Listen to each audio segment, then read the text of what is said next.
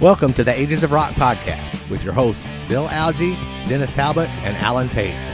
We are three guys who have one thing in common, a love of rock and roll. Our goal is to talk about all things rock. We hope you find this show intriguing, funny, and occasionally highly opinionated. Enjoy! Hey folks, this is episode number 241, and this week we have our good friend and longtime listener, Craig Osborn, on the show. How you doing, Craig? I'm doing good. Say hi to all my brothers from another mother's on the show here. Right on. What's up? This week we are going to discuss the album On Through the Night by Def Leppard. This year was their 40th anniversary for the release of that.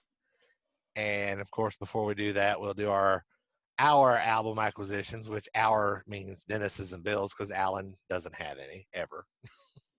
Yours are all in your mind. That's right. They're all on Spotify. If I collect one, I'd collect that one. Shit, I dropped my pen. Oh man, trouble my pen. Okay, you go in there. Go ahead, dude. Oh, I can. Okay, so I went Dennis down just to. peeled a sticker off. Oh, yeah, now I got to try to get the fucking gummy shit off. And you know where I've been. So I went down today. Actually, you say gummy? The gummy part of it. Making so anyway, sure. I took it was funny. I had took a bunch of DVDs down to the place that I get my records because they've got they buy, sell, and trade. And That place in my neighborhood? yes, book broker. And so I took a bunch of DVDs down to him. He said, yeah, you can do it for store credit. And I gave you a little bit more. And I took a whole bag down. I probably took 50 DVDs. He only took 5, or he took, had some, Everybody Loves Raymond. I had 3 of those seasons, and then like 4 other movies, and gave me $17. He said, everything else, I've got like 8 copies of each one. So he's like, don't. He said, right now they're just, nobody's buying DVDs. I took some CDs to Joe's Records when they were still in, and he picked out the Vixen CD, and he's like, go look in that rack. And there was like 25 Vixen CDs in there. He's like, I don't want this one. Right. Wow. So anyway, Just but keep I did that record for the cover. There you go. So I grabbed 2 today while I was in there. He was real low on records too. He said, "Yeah, haven't been anybody in trading anything." So I did get Michael Schenker Group. Don't even know if there's any good songs on here. I kind of like Michael Schenker. This is a 1980 album too. So Oh wow, and it's just self-titled. So got some ringwear. a little bit and a sticker. So we'll deal with that. And then I did pick up a fairly nice copy of Xanadu. Oh, that's your Right. favorite record too. I like Xanadu. I like little Olivia Newton-John, little ELO. So anyway, I'm gonna probably listen to that at some point. So, but anyway, they were cheap. $5. What the hell? That's all I got this week. Nothing else. I've been pretty. All right, so I behind. finally had this thing arrive. Oh, Now you got to have a hernia operation. I'm gonna have a hernia operation. So for those who can't see it, it's Garth Brooks' Legacy. Mm-hmm. I got it off Amazon. It is 7 LPs and 7 CDs, and it says that, but it's really 4 records and then a live 3 LP set. So it's not really. You're getting 4 7 studio different releases. LPs. Okay, You get 4 studio releases and the live record. Now, what Bill Elam and I have been, we bought these at the same time, and right. there is I think So 10 there's multiple versions of this variations of those. Yeah, this box set. So I think from what we can figure out is we both have the same version. So we have the New York Yankees. So the live record in here is the New York Yankee Stadium version. But it's cool. You get what makes them different than the 10 ones? It's a different concert. The live is a different concert. Yeah. So you get No Fences, The Chase, In Pieces, Fresh Horses, and the last one you get is the triple live record. But the other cool thing is the way it's packaged. Mm-hmm. And there's a really nice poster that's the front of this. Cool. It's just freaking huge in Right. here. But the way that I wanted to show you guys this, so I had to dig it out of here. This is the way the live record's packaged. So it says "Come Back," Right. but it's packaged in a big tri-fold, Cool. huge thing, which is really cool. That is cool. So it's really neat. I haven't listened to it yet. Had some friends over Friday night. We listened to some other music. We didn't listen to Garth Brooks, probably a good thing. But definitely we'll get into that. And the CDs, the live CDs come on this sheet. So it comes on this sheet. So you got 7 LPs and 7 CDs. So are you getting the same CDs as the same LPs? CDs. Okay, So there's gotcha. the CDs for the regular studio releases, and then Sure. there's the 3 CDs for the That's cool. for the album. So it's $20, man. I mean, That is cheap. That is super cheap. Yeah, I didn't so know I'm like, that cheap. That's kind of.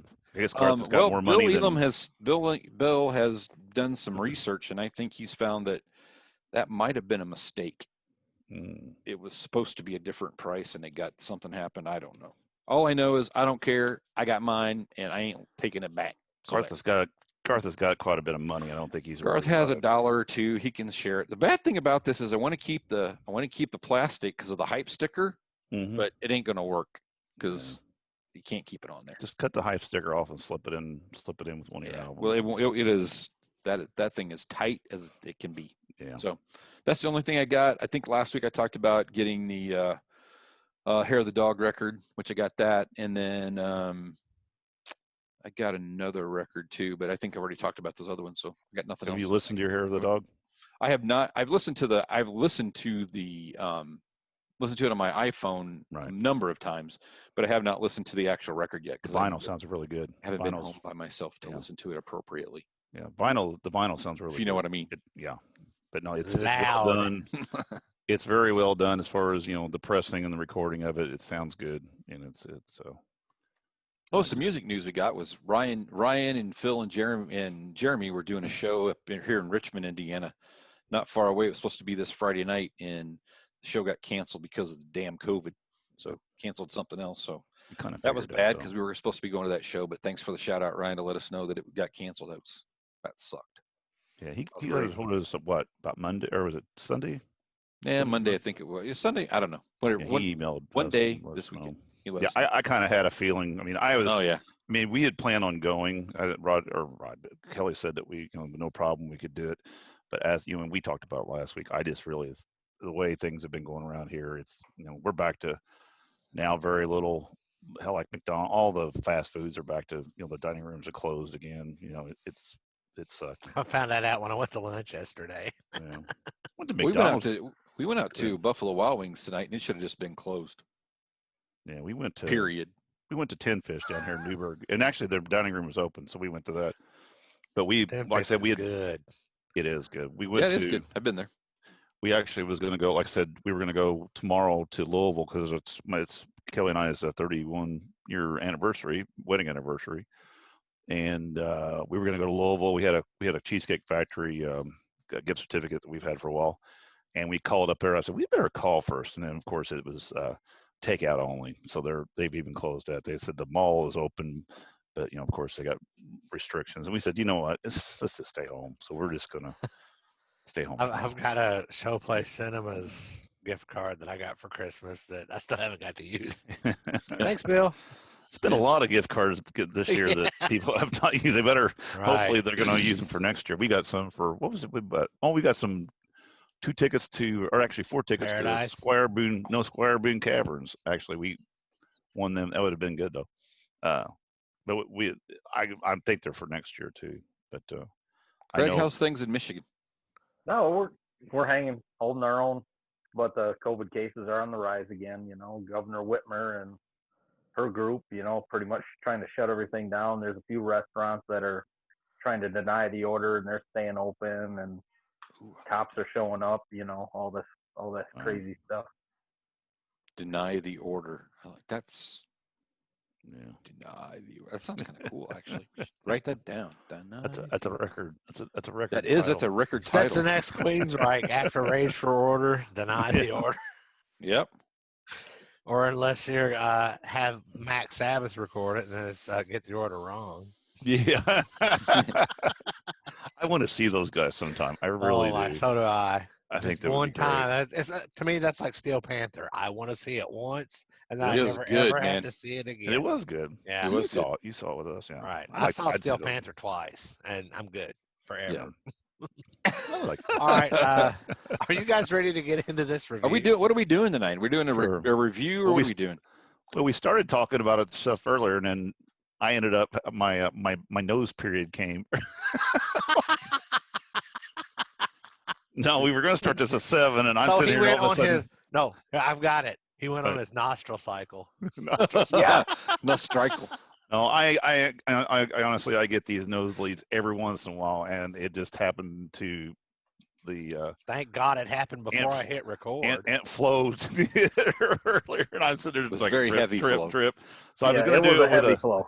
So I was going to do it with. It was. So anyway, I had tissue up my nose. So we took about a 15-minute break, and I've been laying on the floor in the living room on my back, and finally it quit bleeding. So now we're ready to go. So I thought I'd throw it in there for just let everybody know. All right. So this week we are talking about the Def Leppard album, On Through the Night. Woo. And now that I've shared that picture, let's stop sharing that picture. All right. Now to the Wikipedia page. Yes. On Through the Night is the debut studio album by English rock band Def Leppard, released on 14 March 1980, and the album was produced by Tom Allom, Allom. Charted number 15 on the UK album chart and number 51 on the Billboard 200. And it features re-recorded versions of the songs Rocks Off and Overture. This album is considered new wave of British heavy metal. And I wish they would call it new wave of British hard rock, because I have never, ever considered Def Leppard heavy metal. No. Not at all. And that's all I have to say about that. So, a trivia question. Trivia question. Uh-oh. Tom Allom was the producer of another record that we reviewed not long ago. Really? That we were big fans of, and it came out in the same year, in 1980. Really? What was it? I don't remember. I've slept since then. Nobody? Oh. Nobody? Switches back. Craig's in there cheating. Look, he's like looking shit up. He's like, keep talking. No, I've got a lot of this written down, but I don't have the. I mean, this guy that Tom, he has done some marvelous work with a bunch of bands, man. I mean, this guy was the man when it come to the British band. It was a British band, no? All right, so it was Priest. Judas Priest. Oh, okay. Well, when you said British band, that kind of gave it away. Yep. Yep. It was Judas Priest. Actually, it was British Steel is the record. So that was the record that we reviewed. So, but he's done, let's see, 1, 2, 3, 4, 5, 6, 7, 8, 9, 10, 11 Judas Priest records. Really? With the last one being Firepower. They must really like that guy. Actually, they went away from him on one record and went right back and went, oh, that didn't work. Was it Turbo? Well, a lot of bands, I think, do that. Yeah. Unfortunately, we can't get that band to get a producer anymore, which would be great. And for those of you who don't have video, he's pointing to the KISS logo painted onto his wall. Yeah, that would be good. Anyway, it is what it is. Self-producing. Yeah. So Craig, being our esteemed guest, actually did some research and has some notes and trivia about this. So what you got there, Craig?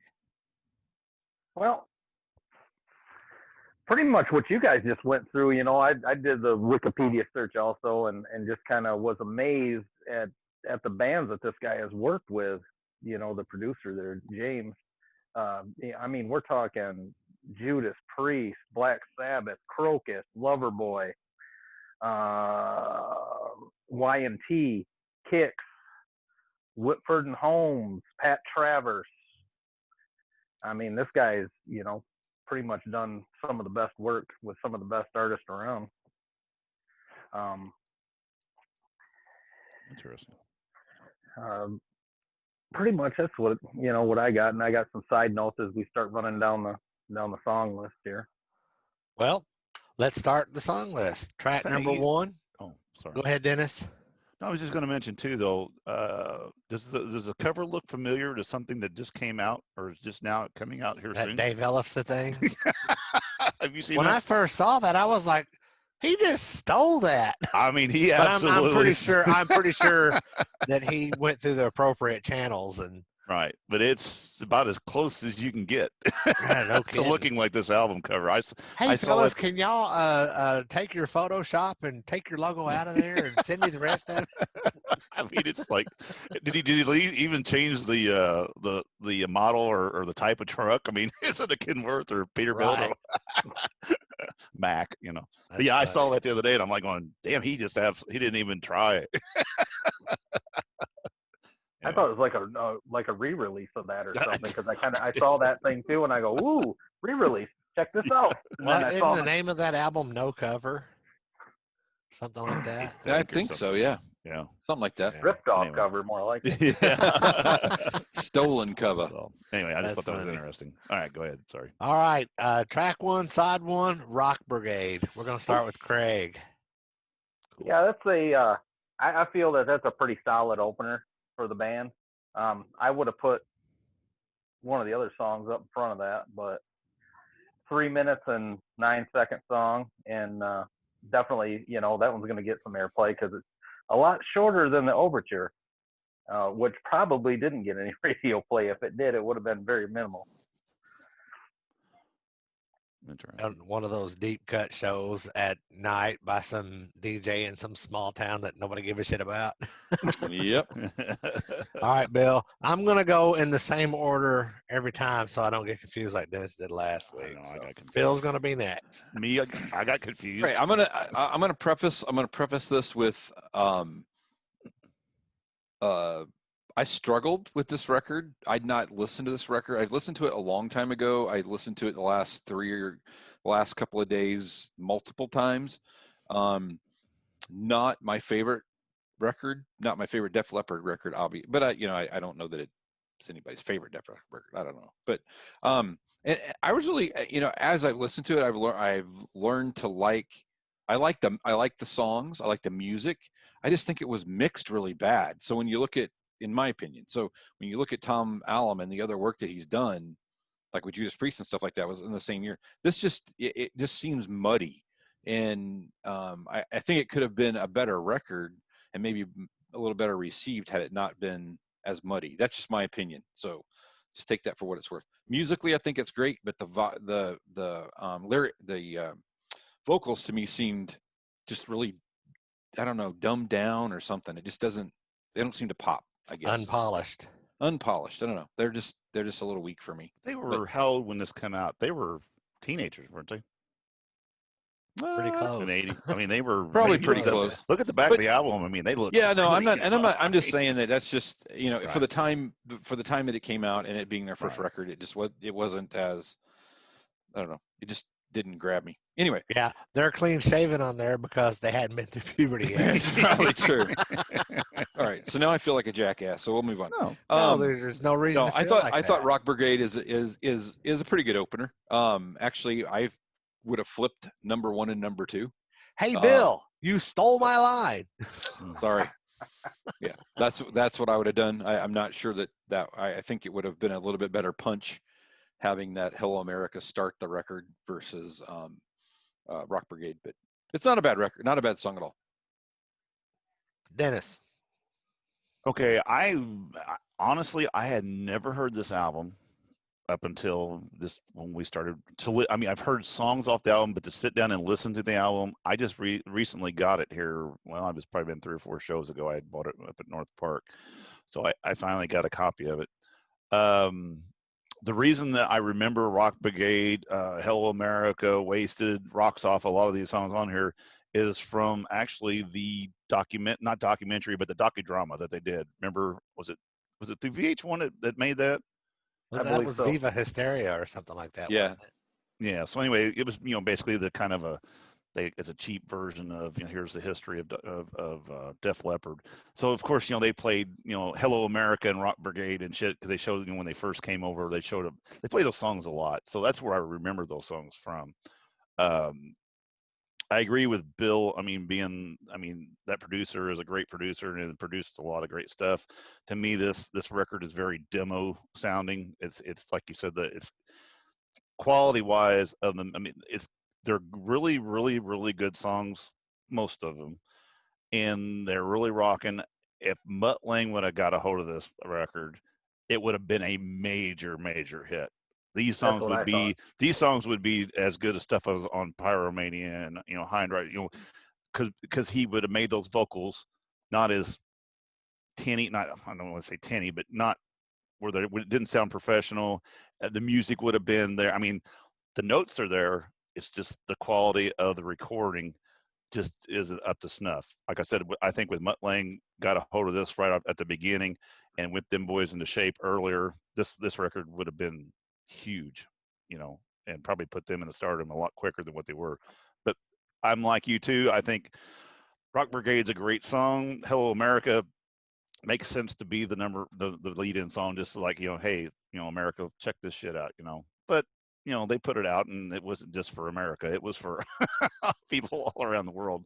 And and there's some other songs that could have been, I think "Wasted's" a great song. Rocks Off could have been a great starter. There's a lot of songs on here that could have been a great opener. But and like I said, I just wish the quality was better. But there again, it's like some of our, Hotter Than Hell, and some of these are, or the first Kiss album, great tunes, just they just don't sound, they're not recorded right.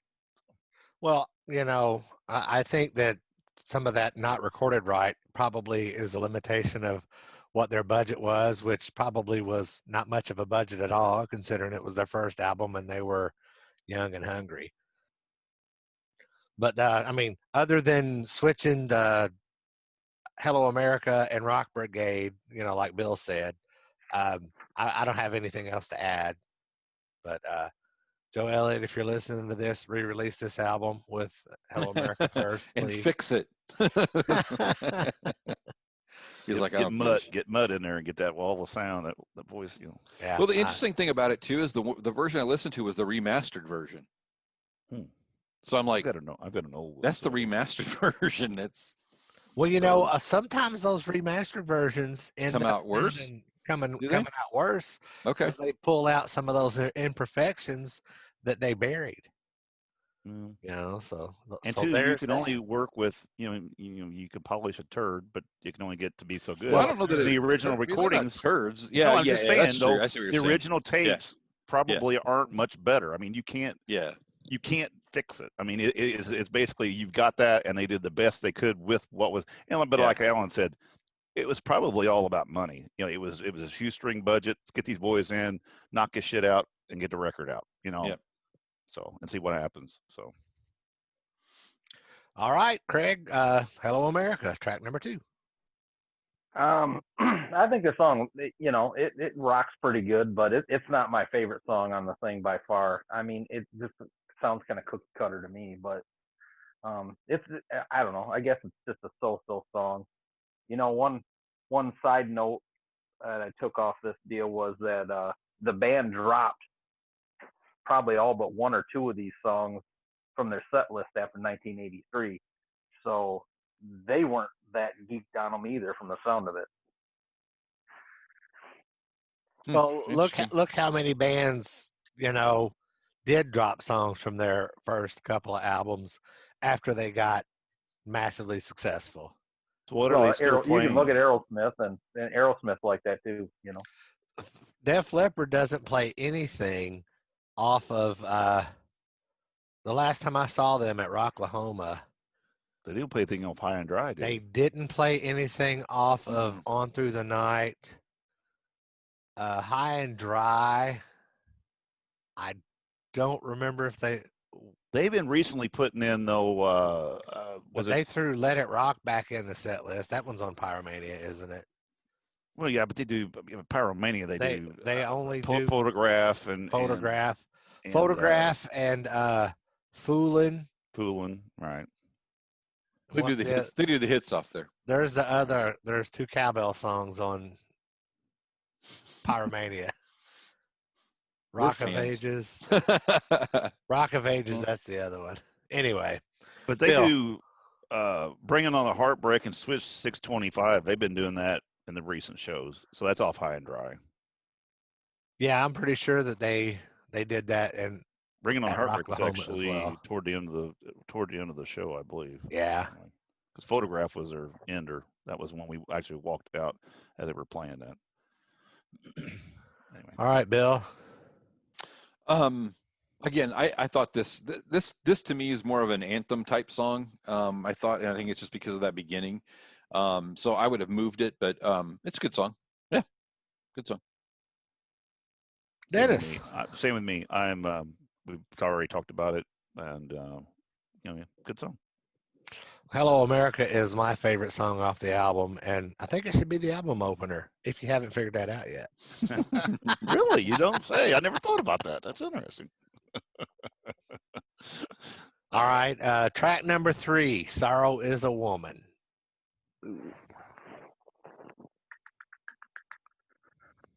Okay. Craig's like, is that one on this album? Well, your list is a little skewed from mine. I mean, we were going good, and then I'm just reading straight off the Wikipedia that last page. one kind of went awry. Right. I think it's a good song. You're froze up, buddy. Oh, we can still hear you. Yeah, we can hear you. Video's frozen. Craig, can you still hear us? Hello? Yeah, we can hear you. We just can't. Your video. You're froze up. You're froze up. So we can still No, hear you're you. froze up. I know you are, but what am I? You're not frozen up. You frozen up. Frozen. Keep saying frozen. We're gonna have to pay Disney some kind of. There he is. He's back. I am not editing this out either. No, it's funny. It froze up. Come on, Elsa. You were frozen up, and we can hear you talking, but I don't think you can hear us talking. When you were saying you're frozen up, I'll be like, I know you are, but what am I? All right, Craig, Sorrow is a Woman. I like the song. I think it's a good song. To me, it sounds a lot like Leonard Skinner when they first get going on it. But I think it's a good tune. It's solid. It's solid tune. That's what I got on that one. Bill. I think we start running into this little thing where the songs start all kind of sounding very similar to each other. Yeah. In my opinion, for the next couple of songs, it's like, okay, they begin very similarly with a guitar kind of riff at the beginning, and then it's just weird. It's like they just kind of they took the formula and went, oh, we just need to make another one of those and just change this a little bit. And this was the first one of that not a bad song, but just like I said, it's I guess it's not a guitar riff that starts, it's the drum riff it's the drumming that starts in all those songs in the next few. So not a bad song, but not my favorite. Dennis. Okay. I want to agree real quick with Craig on something about this. This album has a lot of that Skinner-y kind of guitar work on a lot of these songs. I know, like on Rocks Off and everything, you get these double guitar lead-ins and guitar, and they did very well at that. Steve and Pete, wasn't it? Yeah. They were, they were both really good guitar players, and they accented a lot of these songs.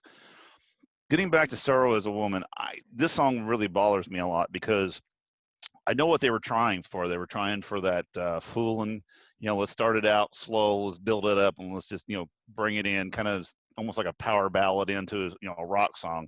But it's really, to me, it's fucked up because it starts out really, what I'm saying? It starts out this real soft, everything, and then it just absolutely just kicks in, but it never goes back. You know what I'm saying? It's almost like two different songs kind of melded right there at the beginning. I don't know. It just doesn't fit. I know what they were trying to do, and nice attempt, boys, but it just didn't. For me, it didn't work. I mean, is it a horrible song? No, but it just, I don't know. There's something really bugs me about that song. It don't gel with me for some reason. It's all, you know what it is? It's all the time changes in it. That's what it is. Maybe, I don't, and it just goes from like, you know, you're going from, you know, sitting at a stoplight to going 100 mph, you know, and it just, there's no, I don't, it just, I don't, the formula doesn't work for me. It doesn't flow. It's Yeah, like, damn exactly. it, I can't count. Not like my chords. nose. It doesn't Don't flow see like it. my Don't flow nose. like your nose. Oh, One right. and two and 7 and 8 9 10. Yeah. 1 and 2 and 7 and 8 9 10. To the floor. Yeah.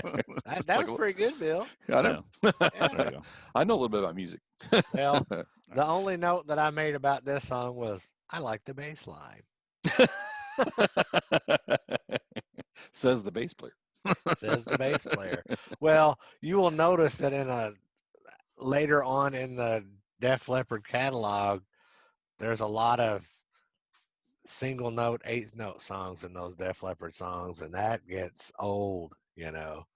And that's coming from a lazy bass player saying that. Not a lot of runs. Is that what you're saying? Not a lot of runs, yeah. But yeah, that song I did, you know, it does have a couple of different little bass riffs that I kind of dig. Cool. So up next, It Could Be You. It could be you. It could be you. Craig. Yeah, I think it's a good song. Like, you know, like we all keep saying, these songs, they kind of all seem to run together. It's, you know, it's like, next thing you know, it's like, hey, that's just a little bit different than the other song, but not enough to where you say, man, that's awesome. I love that song. But yeah, it's all right. It's actually the shortest song on the album at 2:34. So, I mean, that one's damn near too short for radio, isn't it? Just about, yeah. It's almost a Ramon song. Or a Van Right. Halen song. A Van Halen. Note to self, next time you invite somebody to be on the show, listen to all the albums before you give them the list. Yeah. Yeah. Edit list accordingly. Yeah. All right, Bill, what's up with you? We're on It Could Be You, right? Right. It could be you. Yeah. So I think, Craig, I know the difference between the two songs, and it's the black part that ends one song and starts another. That's the only difference. there's a break. There's a pause there. Because then you go.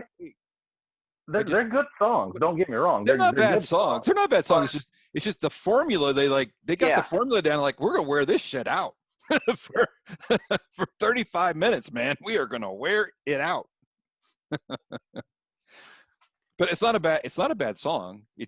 But again, I think this is one of the songs too that I thought the vocals were not as strong in this song. I mean, I think I don't think you could hear the vocals as well in this song as you could some of the others. I think it's just muddier. For some reason, I don't know. I mean, it's a production thing, so I'm not sure why. But no fault of the song. But like I said, I grew to like this record a little bit more as I listened to it for over the few days. But you know, I talk about the muddy part, and it's kind of funny because my son, who listens to some of the same music I do, but not a lot, I'm listening to it in the stereo, and he goes, "What is wrong with that song?" And I said, "What are you talking about?" He goes, "There's no vocals." I'm like, "Well, there are. You just can't hear them very well." And so as somebody that doesn't have a lot of background with that, kind of picked up on it, so he kind of got it. So it's just interesting that you have somebody that notices that stuff. I feel like we're like bitching about this record that we chose to review. So I feel bad about that. I'll quit doing that now. Dennis. All right. I like the song. I mean, there's a lot of great guitar work in this song. Of course, it starts out again. You think this, it's going to be a little slow there at the beginning, and then it kicks in. And of course, you get the double guitars coming in, and there's not a lot. Like I said, there's not a lot of structure to the vocals on this. It's just kind of he just kind of goes doing that shit. But then when the guitar breaks come in there and they're doing all their solos, extended kind of back and forth, great stuff. And like I said, they were both fantastic guitar players. So for me, being a guitar player, I like the song. But yeah, there's not a whole lot to it. It's just a guitar driven song. Alan. my favorite part about it was the echo effect when they would sing the chorus. That was Hey, very funny. hey, That's your Bill. favorite part of it. Hey, Bill. I That's like the echo. That's your favorite part of it. That is hilarious. So it seems to me like there's another song further down the list that I'm going to say the same thing about. Actually, overall, I do. This album doesn't bother me. But what's next on the list? Oh, yeah. Satellite, Craig. Satellites, you know, God, we just keep beating this dead horse in the ground. I feel bad. I just hope that like Joe Elliott ain't listening to this thinking, God dang, man, we really shot ourselves in the foot with that one. Hey, Craig, I think you can rest assured that Joe Elliott's not listening to this. He was going to come on the show. He was going to come on the show. We had him booked for next week, but now you've totally ruined it. So thanks a lot, man. Appreciate that. And that on Satellite, that's the one we're on, correct? Yeah. Okay. Now, if you first put it on and you hear the guitars take off right away, this thing sounds a lot like Me and My Wine, Def Leppard song. If you turn it right on and you go, God dang, that sounds like Me and My Wine. I'm like, God dang, these songs freaking all gel together. But that's what I got on that one. I think, in my opinion, this album, you know what it sounds? It sounds compressed. I think that's the word I'm looking for. It sounds real compressed. Yeah. You know, I'm no audio sound guy. Alan could tell me better than probably anybody, but it just sounds compressed to me. That's probably the right term. It's just not a big, it just doesn't feel like a big record. And to your point, I wonder if it would have been, because we've talked about they're not bad songs, and they're Def Leppard songs. They sound like Def Leppard songs. Mm-hmm. So I wonder if the record was remade in sometime in 1987 or whatever, would it have been different? I mean, would it have the same songs, just would they have sounded better and it would have gotten more traction? And I maybe. I don't know. It's just I don't think they're horrible songs. I just think that there's something with the mix, and I think maybe if you would have had Mutt on this album doing his knob, you know what he does to make Def Leppard sound really good, this album would have been a lot bigger. I'll say, and I said that from the very beginning. So yeah, I think it would be. You know, now Rick Allen, when did he have his accident? What year was that? It was between Pyromania and Hysteria. Okay. So drums would have sounded different. Well, you know what I'm saying? I think that I know there was a 4-year span between the albums, but I'm not sure. And of course, I could just flip over and click on Rick Allen's name on the Wikipedia page. Well, you look at the videos from Pyromania. I mean, he was, you know, he had 2 arms. So right. I mean, it was that would indicate that. That would indicate something right there. Kind of gives it away. Yeah. Anyway. All right. Well, I really don't have anything to add to Satellite except it's the worst of the 2 outer space related songs Def Leppard recorded. Ooh, we got to it.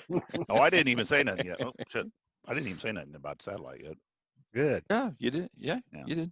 I did. Well, you were talking. We assumed that you were. Did you hear that? Yeah, what was that? What was that? That was the gate that I put up so the dogs don't get in here. That one of the dogs knocked over. It's, and like you said, just real quick on that on Satellite, it's they're using the same formula. You know, it sounds like a lot of the other stuff. Nothing spectacular to me. It's just okay. All right. Well, next up we've got when the last song on side 1, When the Walls Came Tumbling Down, not John Cougar Mellencamp or Johnny Cougar or whatever. Craig. Yeah, it starts out kind of slow. You know, it's that same formula we talk about. It starts out kind of slow and then takes off like a damn striped ass ape. You know.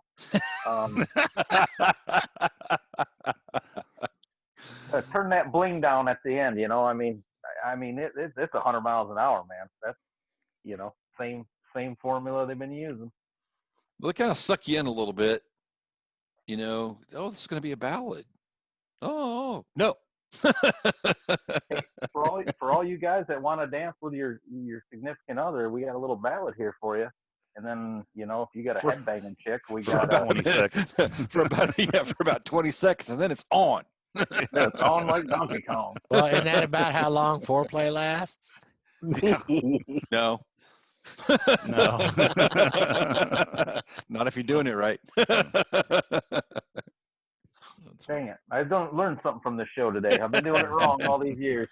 Yeah, if this is where you're coming for that advice, it's the wrong show, buddy. This ain't Dr. Roof. Yeah, you don't want to go there. Yeah. All right, Bill, you're up next.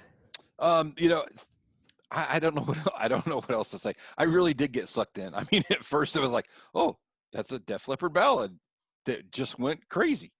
That's exactly what I had thought. I was listening to it, I'm like, oh, a ballad, and they're like, oh shit. they went, nah, not doing a ballad. Nah, not gonna do it. Yeah, so We're gonna hold off on them ballads for another album or two. we're gonna for another couple albums, and then we're gonna sell the living shit out of them, which is exactly what happened. Cha-ching, cha-ching, cha-ching. All right, Dennis.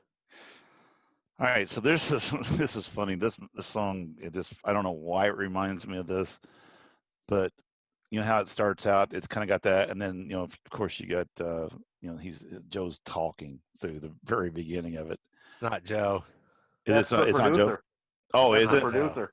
Yeah. But only thing I can think of is this whole time is the Spinal Tap song when they're talking about the Druids.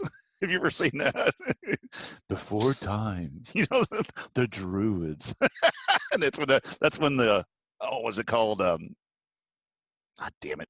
The little guys and the flutes come out, and Stonehenge. It's the song Stonehenge, and the little 12-inch Stonehenge comes down. That's all I can think about at the very beginning of this song. I don't know where they were going with this. I don't know what they were. I know they were trying to get some kind of, I don't know, Iron Maiden-ish kind of shit going on. I don't know. I really don't know what they were trying to do, but it's kind of odd, and it's the end of that side of the album. So that's kind of ends the album. That side kind of weird, but anyway. Yeah, that was excuse me. That was Dave Cousins from the most active songwriter of Strawbs, STRAWBS. That's the guy that did that. I saw that on something, and I was like, I didn't understand what that meant. I guess when I was doing a little research too, and I didn't know what Strawbs was. Let's click on the link. Yeah. I was like, well, I don't know what the hell that is. I didn't English bother to rock click band founded in 1964 as the Strawberry Hill Boys. Straub sounds like someplace I put my money. Started out as a bluegrass group, but moved to folk and progressive rock and briefly glam rock. So there's that information. And that's really all I have to say about that song because I didn't care much for it. All righty then. So let's move to song number 1, side number 2, Wasted. I'd say by far this is my favorite song on the album myself. They did Joe Elliott did an interview, and they talked about recording this song, and they said that, of course, Steve Clark was late because I guess he was always late showing up for practices and whatnot, and they were ready to about give him the boot, and he come in and he says, "Hold on, guys, I got something I got to play you," and he played the riff, the Wasted, and they said, "Well, hey, I guess he can stay." I think that should have been, in my mind, I think that should have been the opening track in my mind, because that's the song I like the best on the album. Yeah, I would agree. I think that's my favorite track on the record. I don't know if number one. I just like I think the Hello America thing for me, just the anthem piece of that really kind of got your attention as opening track. But Wasted would not have been a bad track. So you could have used Wasted as the opening track, and you could have used Hello America on the B side as the opener. You could have done that as well, but yeah, it's I think the best song on there. I think it's the best constructed. It doesn't seem to like just be this droning thing that sounds like everything else. It does sound a little bit different. So I guess Steve Clark should stay. Yeah, I think. Dennis. I think Steve hit it out of the park. This is my favorite song also off the album. I think it's just a well done song. Like Bill said, it's not that cookie cutter thing that they've been doing most of the whole first side of the album. Just a great tune and a great way to start the second side of the album. So, Wasted is my second favorite song on this album. If they'd have started side 1 with Wasted, side 2 with Hello America, I agree with Bill. That would have been great. If they'd have started side 1 with Hello America and side 2 with Wasted, I'd have been okay with that. But what do I know? I'm just a little hillbilly that lives in Indiana now. All right, next up, we've got Rocks Off. Yeah. I like the guitar work. I like the guitar work in it. I think the guitar work sounds great in it. It's got a good riff to it, you know. That one probably got some radio play, you know, as far as I can tell. That was only 343 on that one. Don't you guys think though, when you listen to this, and it could be the way it's recorded, and it could be Joe Elliott's age, but he sounds so young in these on this album. I mean, he sounds like just younger than dirt, you know, just crazy. He was young. But I think to your point though, it makes it. I wonder if that's part of the problem with the vocals. Is it's not in, but I think it goes back to production, like you were talking about. Because his balls hasn't dropped yet.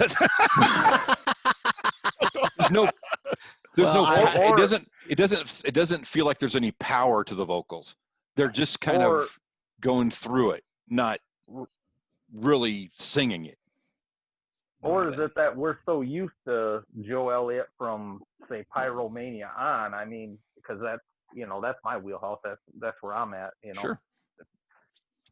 Yeah, it's always easier to look back and see where the thing. But to your point, I think you're right. I mean, something happened somewhere. Maybe his balls dropped, like Dennis said. But you know, and it was production, right? It was somebody going, hey, go do that again because you're half-assing it. Quit. That's why.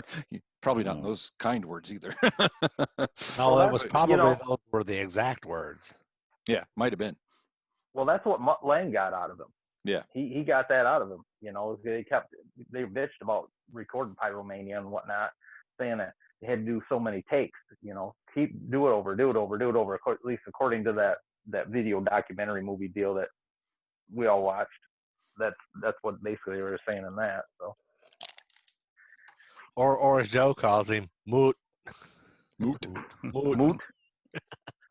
married a good-looking girl, I can tell you that. Shania Twain. For a while, they're divorced now. Oh, are they? Oh, yeah.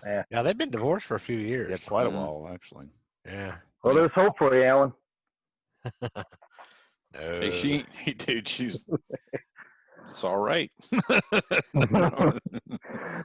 He's all about this. He's like, yeah. Fresh meat on the market. Yeah, that's it. I gave my 2 cents with him, so. All right, I've gotten lost. Who's next? And what song are we on? Rocks Off. Bill, you've already talked about it, right? Yeah. Okay, so this song, great guitar song. His vocals are completely drowned out, and like you said, this is a prime example of that. And he really doesn't sing that much. You know, the rest of it's just guitar riffs and riffs and riffs, and then more riffs, and then a solo, and then some more riffs. But whenever he does sing, it's just so meddled into the song that you can't really even tell if there's somebody singing. And I was going to bring up that fact. I think watching, I don't know how accurate that docudrama was, but that was one thing that was very prominent on that. It was the fact that he was really shy at the very beginning, and it was from being young and inexperienced. And I mean, he wasn't even a singer. Wasn't he like a truck driver or some kind of shit before he got into this? And he just kind of found him, and he's like, oh, I can sing.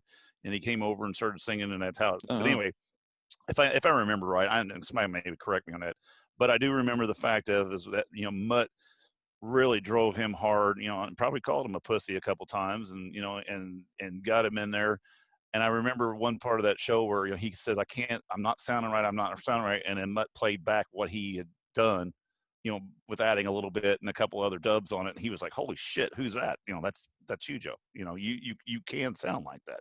So I think that, that Mutt gave him that confidence and made him a better singer.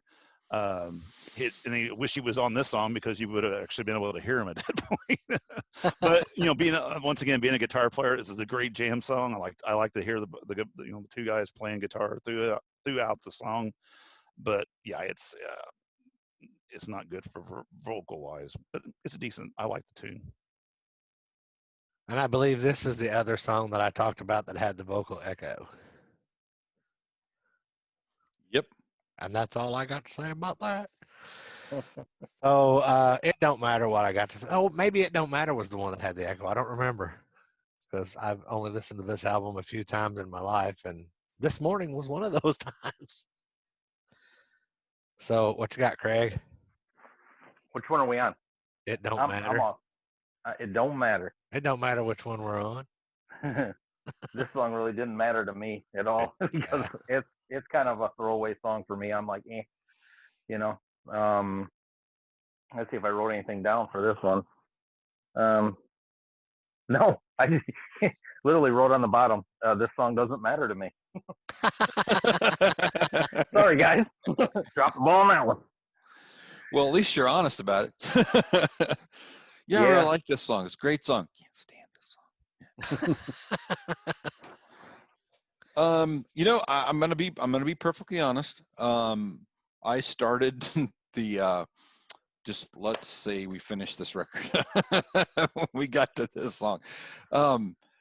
After Rocks Off, which just I just started disengaging, to be honest. So I'm gonna just say that it if there'd have been maybe 7 songs on this record, that'd been good. 5? 5? I don't know. Jeez. It's like what other records and catalogs do we have that we can destroy?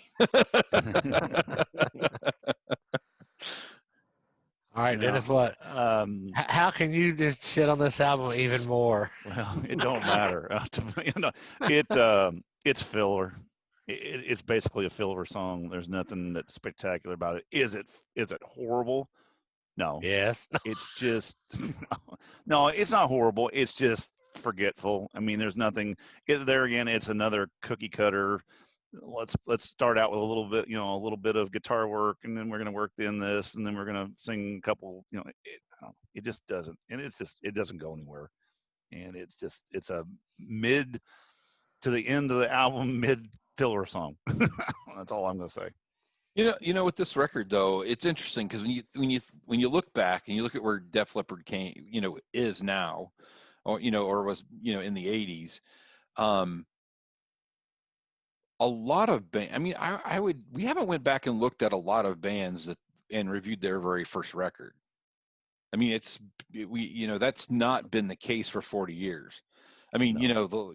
I think that would happen to a lot of bands if we did that. Yeah, that's what I'm saying. That's my point. I mean, I think that we're, this is one of the first ones, if not the first one we did, that the 40-year record is their debut record. And yeah, I think that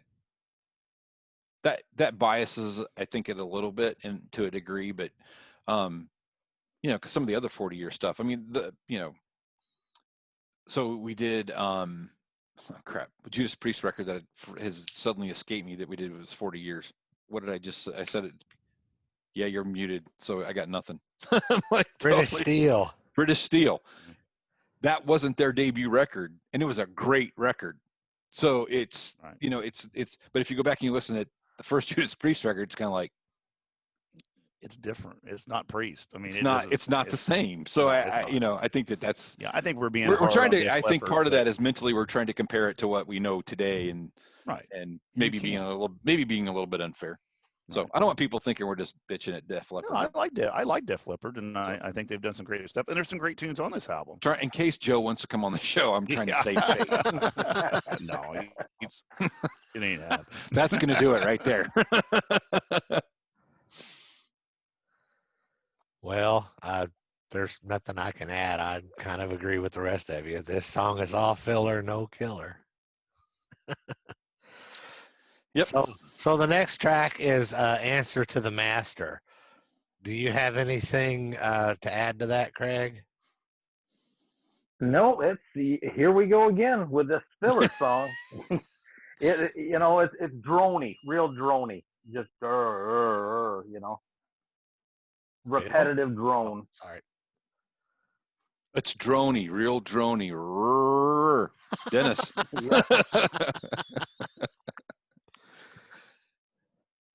You talking to me? I'm sorry. Dennis muted his mic because he just didn't want to say anything else bad. No, He feels bad. No, I just. You got to keep up with the theme, man. We could have done a. It's nothing that I can. Nothing I can go. I can't work with this song. I got nothing. I got nothing. It doesn't matter. I'll be honest. When I listened to it this morning, I don't even remember the song. So I guess Not that that good of impression on you. I guess so. It's pretty forgettable. Sorry, Joe. Yeah. And the final track is coming in at 7 minutes and 44 seconds, the Overture, or just plain old Overture. Well, this one here, I actually like the song. I don't mind this song at all. I think it's pretty decent. But again, it starts out slow and then kind of takes you on a trip, and I like it. I don't mind this one. Is it an instrumental? I have already forgotten this song as well. No, it's got vocals in it. It's got vocals in it. Yeah, it has vocals in it. Couldn't remember. Yep. Yeah, I expected it to not have vocals in it because of it being called Overture. And the length of it. And the length of it. I was expecting like it had more girth than you were expecting. 45 seconds, and it was probably 7 minutes too long. 7:44. There you go. See, I was so close. I don't know if they were trying to pull a Styx or a Kansas, or you know what I'm saying. They were trying to do a Rush. That's where I get that kind of vibe from this song. It's a little bit like you said. It's kind of a journey, and it's got this beginning and the middle, and but why put that on there when you get wasted, and, rocks off, and then you're trying to be. I don't know what they were. I would have liked to know what they were. I don't know if they were just trying to throw everything but the kitchen sink on this album to see what was going to fly, and it may be. I don't know what the deal was. I don't know if this was.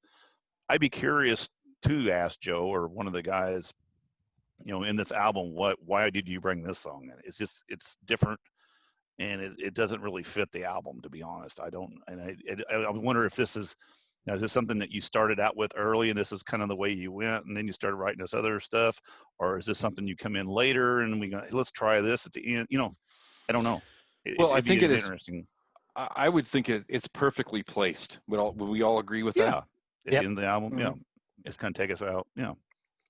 Yeah, I agree. Over.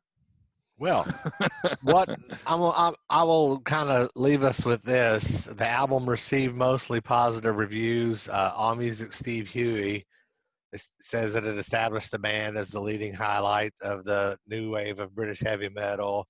It got good praise from Canadian journalist Martin Popoff, Dave Fricke from Rolling Stones. Well, the Canadian, that's funny. But Dave Fricke reviewed it favorably, So what do we know? We're just schlubs 40 years later slagging on this album that was really good in 1980. Right. But, somebody loved it a lot because the thing went platinum and it went gold. So somebody loved it. Right. When did it go platinum and gold, though? Do you know, Craig? Does it say? Did it go gold in 1997? It wasn't. No, it was. It was pretty close after the release of it. It was like within like 2 years of the release of it. Okay, cool. And then it went platinum like 5 years after. Okay. I'm sure it was after Pyromania or one of those, and then people went back and started buying their old catalog. It went platinum in 1989. Okay, Yeah, so that doesn't surprise me. I don't see where it went gold, but yeah, it went platinum back then. I would say that. Now the funny thing is in 1989 when it went platinum, I wonder how many people bought it thinking they were going to get something that sounded like Hysteria. Oh, Yeah. everybody. Right. They were sadly mistaken. Yes. They're like, wait, All this right. is one song. I'm gonna pull something back from way back when in our early days. Is this album a yank it or a crank it? Oh, wow. That That's just popped into cool. my head. I got to do it. It did. That's awesome, man. We haven't done that forever. I'd crank it. And would I make it all the way through? Don't know about that. Yeah, that's what she said. Okay. There's very few albums. I mean, there's very few albums. I mean, we've talked about a few here in the last few weeks that we would, but there's some shit on every album. I mean, there's a shitter here and there. This album's got, I mean, 4 or 5 really good songs on it. That's not bad. I bought albums for one song. Oh yeah, we all have. So, I mean, it's just, would I listen to it every day or just jamming it on my car every day? No, but I'd pull it out every once in a while and listen to it, and then put it back in the sleeve, leave it in there for about a year. There you go. He'd go Blow tie off one the on old one night. You want to? Can I mention something here that has nothing to do with Def Leppard, but it was one of those other kind of these aha moments that I've never noticed this till recently, just like yesterday. What's that? So I'm looking at albums, and I was putting away my albums the other day, and I was looking at. I just watched actually a documentary on YouTube about Keith Moon, talking about his last 24, and it was talking, and then they had all of his other about his stuff he did in his life, and Moon the Loon, he was a fucking crazy. That dude was nuts. He's insane. That dude was off, man. So anyway, I'm putting up my Who albums, and I'm looking at Who's Next, and I'm looking at the album, and I'm like going, what's Keith doing over there?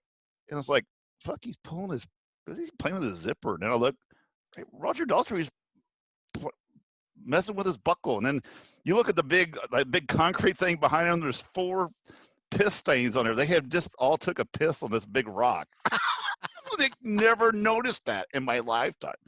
Look at the album. Talking about a hard left turn. I was looking at it going, oh my God, they just pissed on that rock. That's like I've Well, never noticed that. We pissed all over this album, so I guess there's really no comparison here. That sounds like a good note to leave this on. Check us out on agesofrock.com. Find our social media, past episodes, and everything. And Craig, thank you for coming on the show. Hey, thanks for having me, guys. I appreciate it. All right, people. Let me find that stop button. Peace out.